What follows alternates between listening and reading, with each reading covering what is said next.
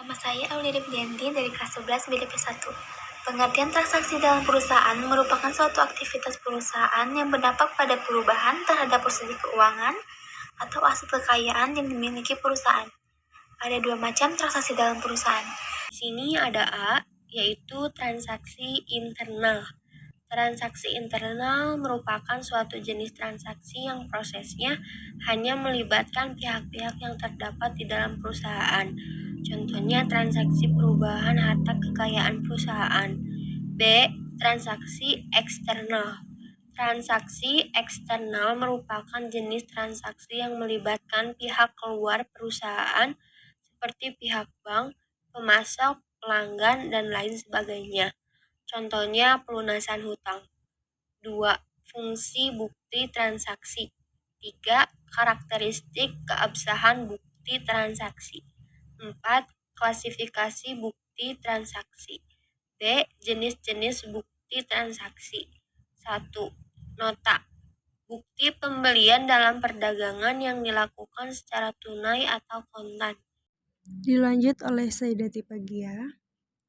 2. Faktur. Dokumen dalam perdagangan yang merupakan tanda bukti pembelian dilakukan secara kredit. 3. Kwitansi. Dokumen perdagangan berupa bukti penerimaan yang ditandatangani oleh pihak yang terkait. 4. Nota debit.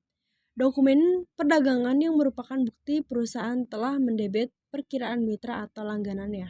5. Nota kredit. Dokumen perdagangan bukti perusahaan telah mengkredit mitra atau langganannya. 6. Cek. 7. Billet giro. C. Pencatatan bukti transaksi.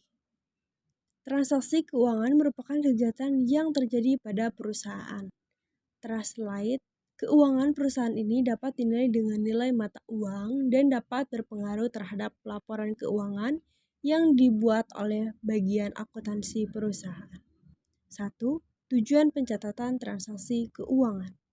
2. Sistem pencatatan adalah sistem untuk menentukan saat pencatatan suatu transaksi keuangan.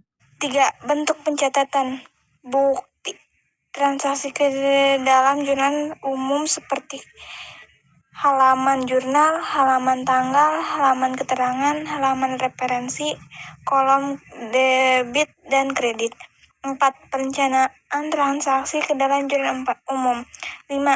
Buku besar. Setelah terjadinya transaksi keuangan beserta bukti pendukungnya, dibuatkan bukti transaksi sebagai dasar pencatatan ke dalam jurnal selanjutnya.